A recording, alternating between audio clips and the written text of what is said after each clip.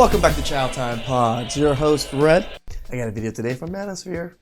Please like, subscribe, comment down below. I really appreciate that. Let's get that chow.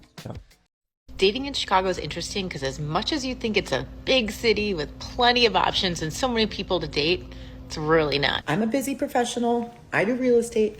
I own another business on the side. I just got back from a date and clearly it was not a success. I went to a singles event last night, so I did it. I went out with a Zillow man and I will not ever be seeing this guy again. I just had the shortest date of my life, so I had It just reminds me of that other chick that just named all of her boyfriends or like whatever, like just, you know, Marshmallow Man or, you know, Starbucks guy or something like that. a date last night, and I woke up today feeling completely ill. Yeah, guys, just look at the difference between her with makeup on and her without makeup on. Part 1 of my fairy tale romance that was so perfect until it wasn't. Part 3, Part 4, Part 8, Part 10, Part 12, Part 15, Part 17, Part 19, Part 23, Part 567,123. Put a finger down if you went on the most epic single girl European vacation this summer. Met a ton of dudes, but one in particular stuck out. You knew instantly right away that this was the man for you. You lived this whole fairy tale dream. You shouted it to the fucking mountaintops that everyone knew that this was your guy. He promised you the world. He came to visit. You spent the best week together. He wanted to meet your family. He goes cook for your family. He tells you, I can't wait to spend our life together, amore. I'm going to be back in 2 weeks, amore. I can't wait to see you. Then goes home and goes completely MIA. I can't wait to ghost you, amore. Sad, Fucking mad. confused, angry. No man on earth can make you fall. I know I'm no Megan Fox of our generation. I can live with that. I'm not everyone's cup of tea, fine. Okay. But if you come up to me and you tap me on my shoulder, and when I turn around, you audibly go, whoa, never mind. Let me be so clear when I say this. If you marry a man solely for money, you will pay for it for the rest of your life. Contrary to popular belief, most women that work in male-dominated trades are not a bunch of angry man-haters. In fact, we prefer working with men over women. Yeah, that's actually true. You know, apparently there's a debate on which gender is more toxic. And all I can say is, you don't see husbands on this app bashing their wives Yeah. for sympathy and likes from other men.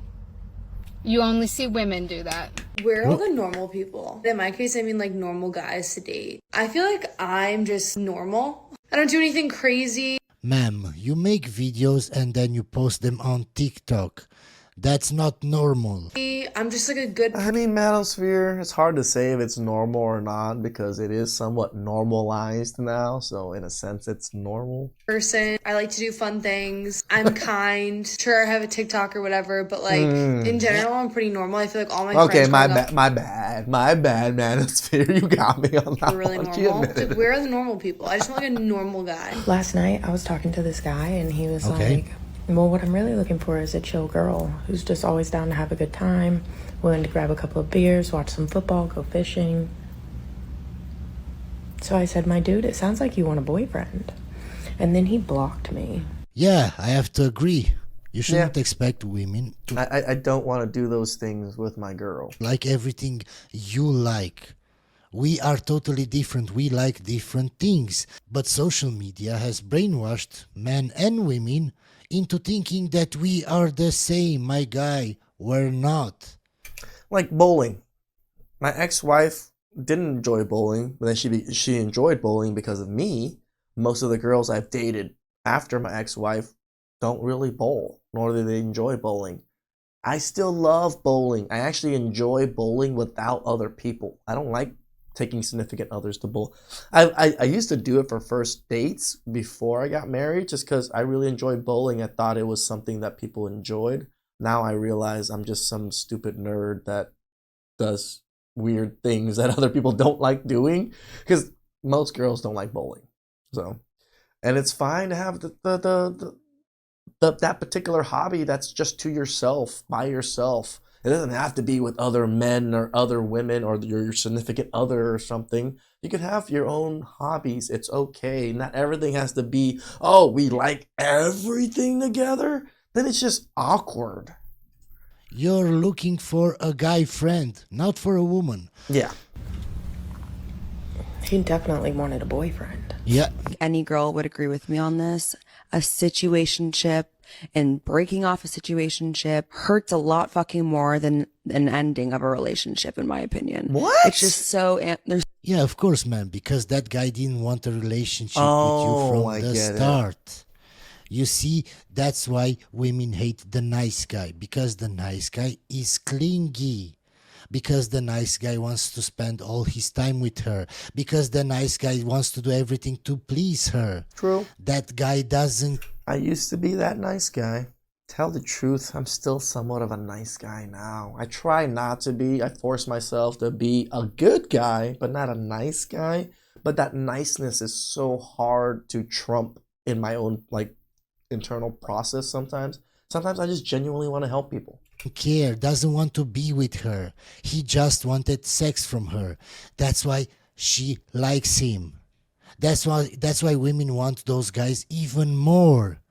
Because they want something that they can't have. Why doesn't he want me? So much ambiguity, no closure. Were we ever anything in the first place? Or what are we even cutting off? Yeah, guys, see all those questions? They have all those questions just because that guy doesn't care. And that guy is distant. That guy is detached. That's what women like. The no contact. There's just so many. There's too much gray area. Give me money. We're not together, but give me money. I barely even know you, but give me money. I'm a fully able-bodied person capable of getting my own money, but I want yours. And if you don't give me your money, I'll make it seem like there's something wrong with you for holding on to your dollars that you earned. And when you give me money, I'm never going to pay you back. I'm going to act like you might have a chance of sleeping with me or being my man just so I can get your money. And the only time I'm ever going to show you any real affection is when I want your money. Once you get past the age of 30.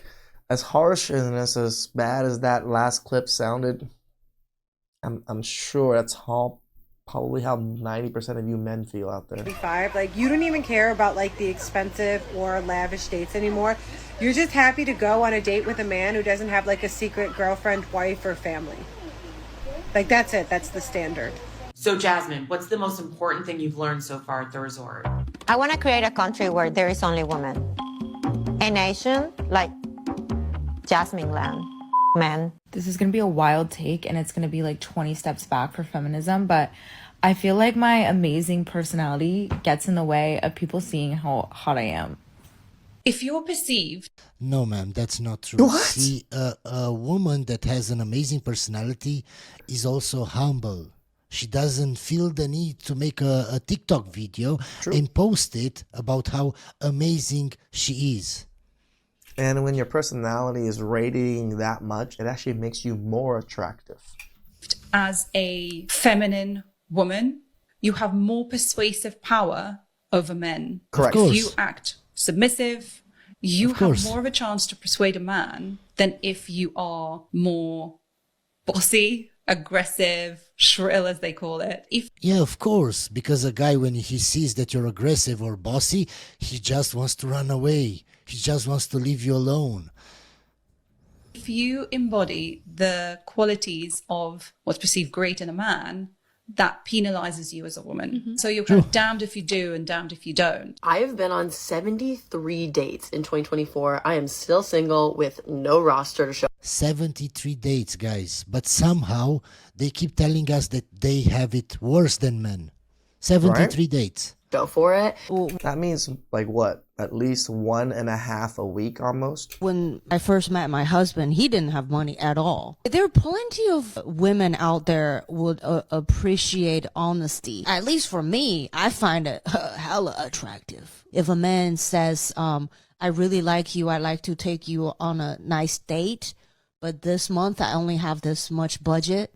Even like Taco Bell or, In and Out, whatever. I want to get to know you. My girl. But this is all I could afford. My priority is paying off student loans or this and that. Would you still interested to go on date with me? I'd be like, yeah. That's very, very attractive to me. Where are the men that give princess treatment? Because I'm telling you now, I am not going near another man who doesn't give me princess treatment. I'm sorry. But ma'am, you're not a princess, so how can somebody treat you as a princess if you're not?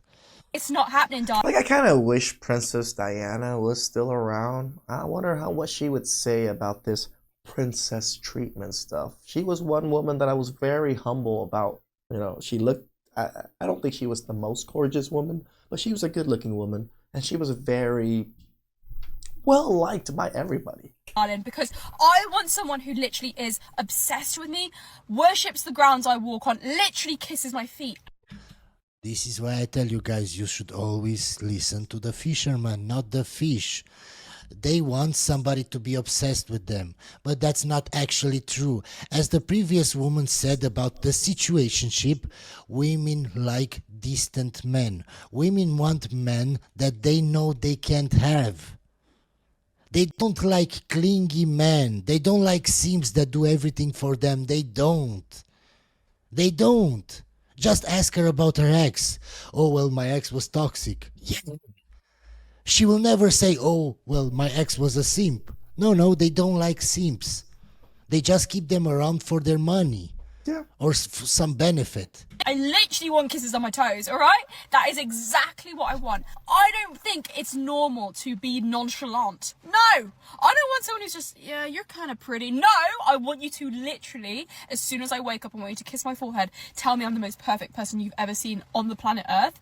And I want flowers. I want coffee every day.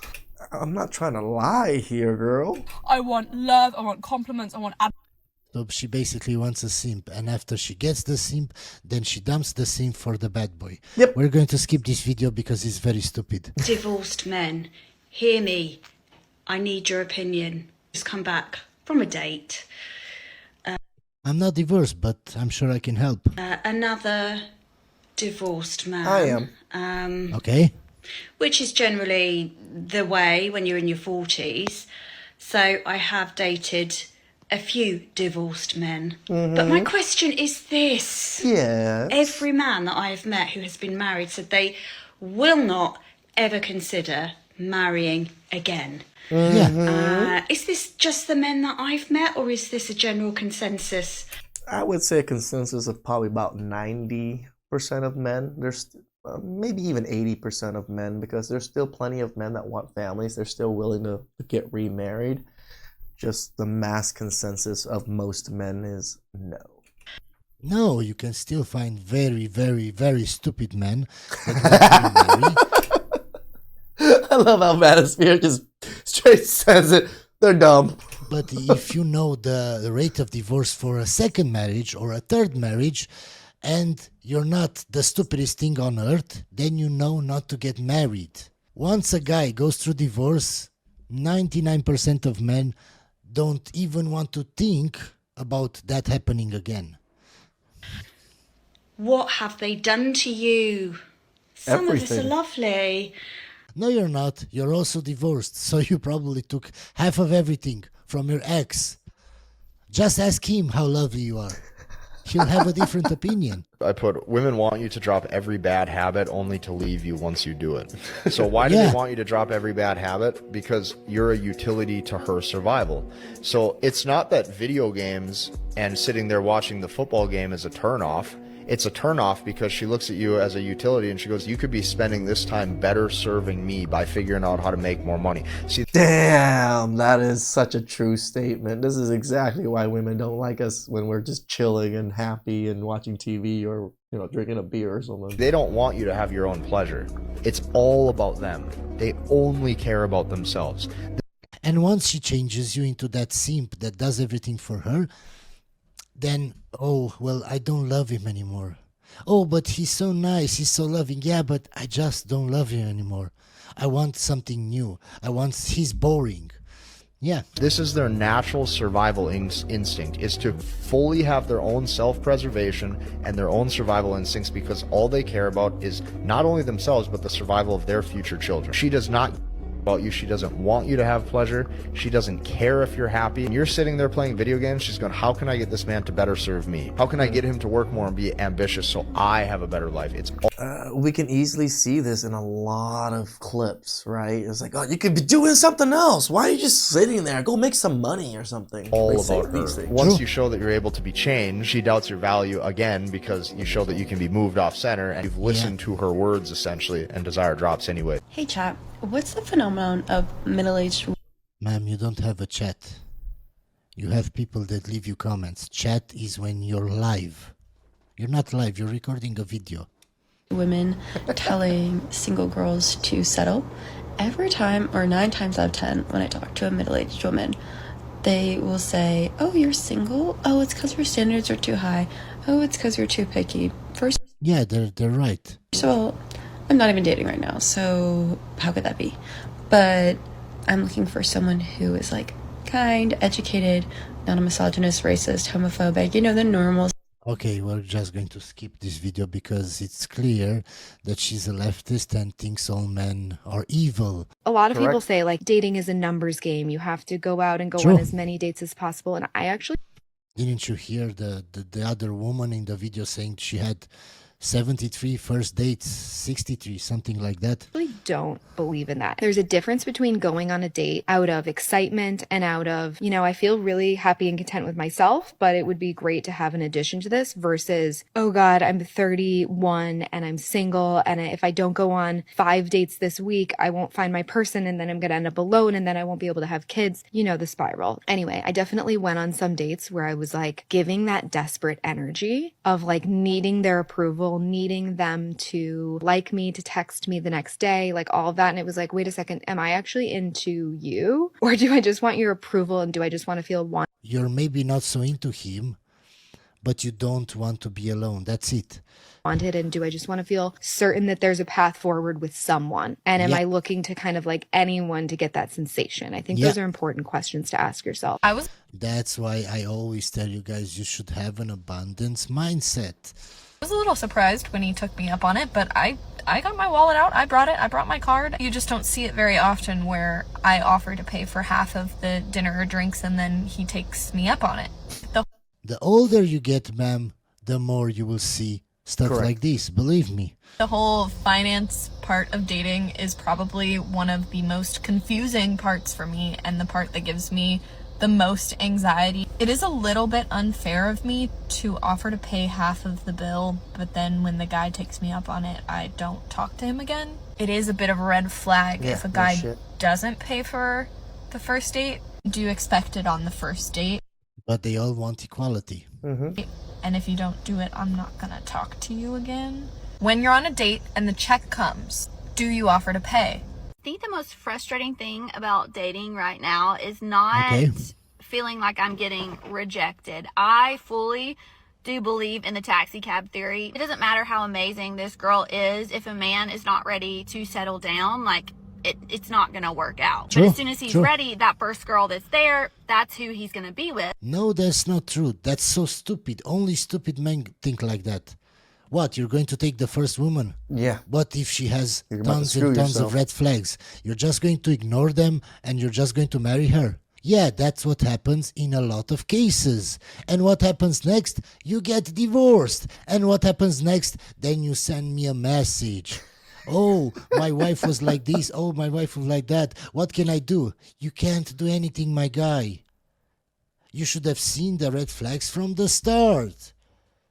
How are you getting married to the first woman that you see? It's so stupid. I do agree nowadays if you're getting married and you're not vetting, it's definitely your fault. But what's frustrating to me is the fact that that's the one that you get a connection with. That's the one that you feel connected to, is the one. No, he just tries more on that one. But what happens is they fall in love. And then they ignore all the red flags. That's what happens. That's why I tell you guys, don't be so emotional from the start. Because you don't make good choices. One that he's not ready. So honestly, nothing to do with me. That's fine. It's just that's the one that I had the connection with. And the one that I have zero connection with is fully in and wanting a relationship. And it's just like, why? Why is it the one that Because you don't qualify for that one that you want. isn't ready? The one that you feel the most comfortable with, the one that like Because women always want the guy that they can't have. The guy that is detached. What do I keep telling you guys this whole episode? I have a question for the men. Why do you go out of your way to ask for a woman's number? You begin text messaging them. You say, hey, let's grab dinner. Let's grab drinks on Thursday or Friday or whatever. You talk to them. Okay. Every day leading up to it. Not all day. Just like, morning. Hope your day's going good. I don't even have to listen to everything she's going to say. I'm sure that guy ghosted her. Ma'am, he found something better, a better woman, or maybe he just wanted to do something else. It's so simple. Most women aren't worth it, so why would he want to spend his money on you? Yeah, he talked to you because he was bored. It's so easy. I was thinking about you. Nothing crazy, right? I don't think you should be doing a ton of talking before you actually meet, because Don't worry, he was talking to other women also. why invest the time if they could end up being a dud? But why are guys going asking for girls' numbers and then they never pull the trigger? They never actually set a plan. Because we somewhat get to know you and you're miserable people. Why did you ask for my number? Because you were attractive enough for me to want to get to know you, and then I got to know you and you were a miserable creature. Because that's what players do. They talk to lots and lots That's of true women. too. And then they decide who's worth it, who's the most worth it of their time, because they don't want to spend their time on something that it's not worth it. It's a numbers game, ma'am. That's what you don't understand. You weren't worth it. He found somebody better looking. Maybe somebody that is not better looking, but just was more available, more willing to come to his place faster, sooner. That's it. I don't care how rough life gets for you as a woman, never, ever let yourself go.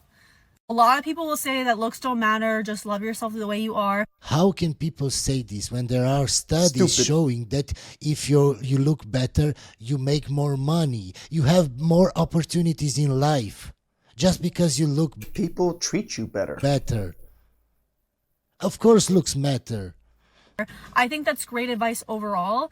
I think that that works a lot better because men can get away with not looking their best. But I can tell you from the experience of No. We can't get away from not looking our best. You just don't notice the men that aren't looking their best. being a woman who previously let themselves go and is trying to bounce back from that. I am telling you the quality of life that I had when I had more of a course. pretty privilege Of course. to now is drastically different. Yeah. A lot of women do not realistically look at themselves and are just coddled.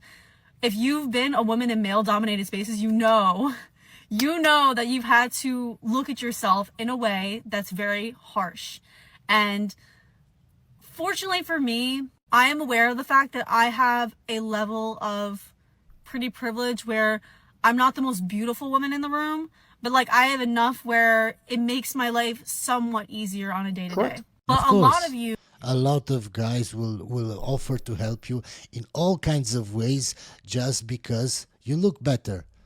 do not have pretty privilege, I'm glad that at least she's admitting that, women have it easier. okay, to the degree that you can take this advice, this feminine dating advice, and finesse men in a way that a lot of these women are, that look like models. They look like a billionaire, millionaire's wife. And I had to sit down with myself and say, look, girl, you are not at that level where you can do that. And it's not in a mean way. Like, I'm a pretty girl. You but are. I've had to look at myself in a way where I've had to be honest with myself. And I said, look, girl, you let yourself go a bit. You don't look your best. And there are girls, and, if I go to another town, LA, Miami, where the competition is higher. And there are going to be women that blow me out of the water with the way they look. But Right. in my small town, I feel like I'm the queen of the world.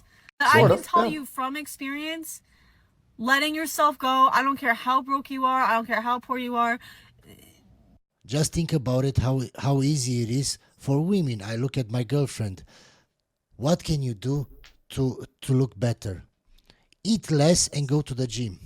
That's For about it. me, oh my God, I have to exercise more. I have to eat less, but also eat lots and lots of protein so that I don't lose my muscles, so that I also can build muscle while I lose fat.